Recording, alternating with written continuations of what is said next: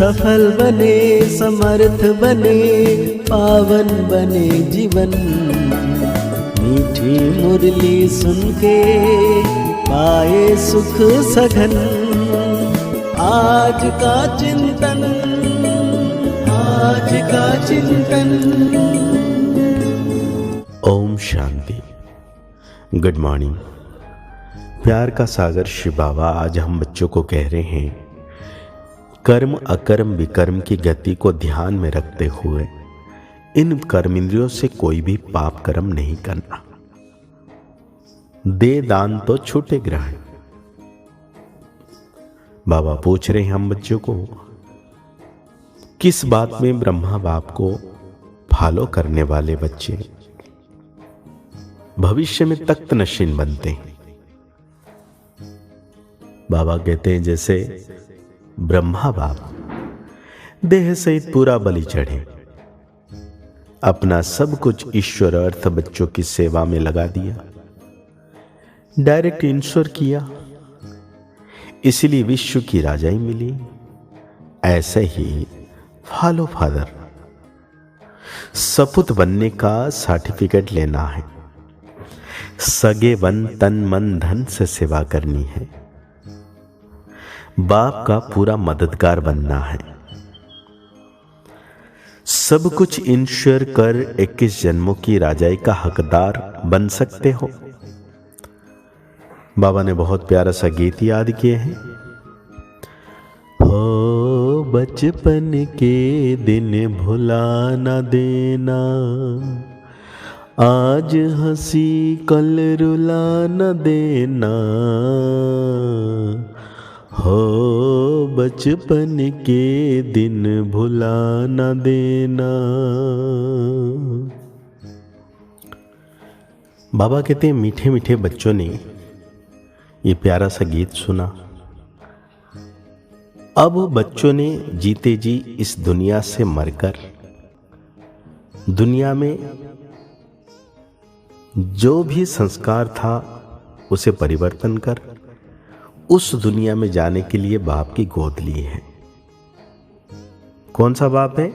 परम पिता परमात्मा, माना परमात्मा। हमेशा जब समझाते हो तो ऐसे मत कहो बाबा ज्योतिर्लिंगम है, अर्थात ज्योति स्वरूप है, हजार सूर्य से भी तेजोमय है। यह कहना वास्तव में रंग है। क्या कहना है? परम पिता परमात्मा यानी परमात्मा, वो सदैव परम धाम में रहते हैं। परम अर्थात ऊंचे ते ऊंच, इनकॉर्पोरियल फादर। वह सभी आत्माओं का बाप है, इसलिए उनको सुप्रीम कहा जाता है। वो जन्म मरण के चक्र में नहीं आते हैं, समझाते हैं बच्चे मैं भी अगर जन्म मरण के चक्र में आऊं तो फिर सबका उद्धार कौन करे? मैं ही आकर सभी को दुखों से पार ले जाता हूं। दुख हरता और सुख देने वाला मैं हूं, परंतु जानते नहीं हैं। भक्ति मार्ग में गाते रहते हैं ओ परमपिता परमात्मा, जरूर समझते हैं वो फादर है, परंतु हमारा बाप कैसे है, वो क्या चीज है, यह नहीं समझते हैं। मनुष्य जैसा रूप तो है नहीं। ब्रह्मा विष्णु शंकर को भी याद करते हैं, वो तो इन आंखों से देखने में आते हैं, लेकिन शिव निराकार उनका मंदिर बनाते हैं और याद करते हैं। बाप बैठ समझाते हैं। देवी देवताएं जब वाम मार्ग में जाते हैं तो सोमनाथ का मंदिर बनाते हैं, सिर्फ इतना समझते हैं कि शिव बाबा है, परंतु यह नहीं जानते कि स्वर्ग का रचयिता वो है, हमको स्वर्ग का मालिक बनाने वाला है।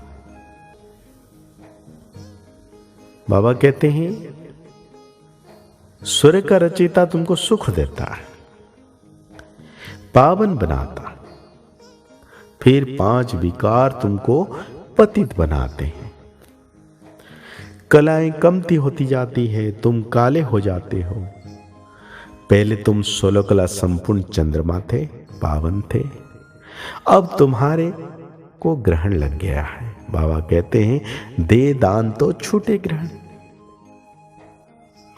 5 विकारों को ही ग्रहण कहा जाता है, जिससे तुम आत्मा दुखी काली बन पड़ते हो। बाप कहते हैं मैं तुम ब्राह्मणों का बाप है। ब्राह्मण, तुम्हारे पास जो 5 विकार हैं वो मुझे दान दे दो, तो क्या होगा? ग्रहण छूट जाएगा। बाबा कहते हैं दे दान तो ग्रहण छूटे।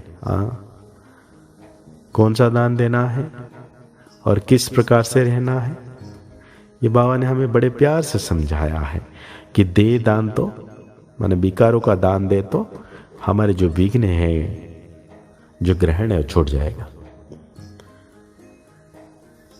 मैं तुम बच्चों को विक्रमाजीत बनाता हूं। यह तो राहु का ग्रहण है कि दे दान तो छूटे ग्रहण। तो तुम्हारे पास जो 5 भूत है ना, वह करें वो सब दे दो। ईश्वर को देने से ईश्वर फिर दूसरे जन्म तुमको देंगे। ये इंश्योर करना हुआ ना, दूसरे जन्म में इसका फल मिलता है। ईश्वर है दाता। अभी तुम अपने को इंश्योर करते हो 21 जन्म के लिए, वो इंश्योर करते हैं लौकिक में 1 जन्म के लिए, लेकिन हम 21 जन्म के लिए शिव बाबा का जो शक्तियां हैं, जो अनुभव है, जो खजाना है, वो हम प्राप्त करते हैं। शिव बाबा को वारिस बना दिया, तन मन धन सब कुछ दे दिया, तो उनके बदले फिर अपने पुरुषार्थ से विश्व की बादशाही मिलती है, क्योंकि डायरेक्ट है ना। हमको देवता बनना है तो कोई अवगुण नहीं होना चाहिए। 16 कला संपूर्ण निर्विकारी यहां ही बनना है, तो कोई अवगुण नहीं होना चाहिए। आधा कल विकारी बने हो तो माया की युद्ध चलती रहती है। यह है मुश्किलात। अब माया पर जीत पानी है। तुम माया पर जीत पाने से विश्व के मालिक बनते हो। बच्चे समझते भी हैं, बाप को 5 विकारों का दान देंगे तो श्री नारायण बा श्री लक्ष्मी को बर सकेंगे। तो तुम बच्चों को दिल दर्पण में देखना चाहिए, मैंने कर्मेंद्रियों से कुछ गलत तो नहीं किया। माया के तूफान तो आगे से भी जबरदस्त आएंगे। वैद्य लोग दवाई देते हैं तो कहते हैं कि पहले वाली पुरानी बीमारी बाहर निकालो, इसमें डरना नहीं है, यह तो आएंगे। यह भी सर्जन है, कहते हैं कि तुम मेरे बच्चे बनेंगे तो फिर मैं तुम्हारी खूब रावण से युद्ध होगी और तुम जीत प्राप्त करेंगे। गरीब नवाज है ना, बाबा कहते हैं यहां गरीब भी अच्छा पद पा सकते हैं। किसका लाखों करोड़ लेकर क्या करेंगे? गरीबों की पाई पाई पैसे से ही स्थापना करते हैं। गांधी को कितना दान देते थे, उसमें कितने मरे, कितनी तकलीफें सहन की। तुमको तो कोई तकलीफ नहीं। बाप कहते हैं तुम पहले राजयुग सीखो तो तुमको राजा ही देंगे। तो आज बाबा हम बच्चों को धारणाओं में कहते हैं, ईश्वरीय जन्म ले कोई भी अकर्तव्य नहीं करनी है। सपूत बच्चा बनना है, अवगुण निकाल देवताई गुण धारण करने हैं। खुदाई खिदमतगार बन रूहानी सेवा से सबको आप समान बनाना है। 3 पैर पृथ्वी लेकर रूहानी हॉस्पिटल व कॉलेज खोल देना है। तन मन धन से पूरा मददगार बनना है। आज बाबा हम बच्चों को वरदान दे रहे हैं, कर्मयोगी बन हर कार्य को कुशलता और सफलता पूर्वक करने वाले चिंता मुक्त भव। कई बच्चों को कमाने की, परिवार को पालना करने की चिंता रहती है, लेकिन चिंता वाला कभी कमाई में सफल नहीं हो सकता। चिंता को छोड़कर कर्म योगी बन काम करो तो जहां योग है वहां कोई भी कार्य कुशलता और सफलता पूर्वक संपन्न होगा। अगर चिंता से कमाया हुआ पैसा आएगा तो भी चिंता ही पैदा करेगा, और योग युक्त बन खुशी खुशी से कमाया हुआ पैसा होगा, खुशी दिलाएगा। क्योंकि जैसा बीज होगा वैसा ही फल निकलेगा। तो आज बाबा हम बच्चों को स्लोगन दे रहे हैं, सदा गुण रूपी मोती ग्रहण करने वाले होली हंस बनो, कंकड़ पत्थर लेने वाले नहीं, गुण रूपी।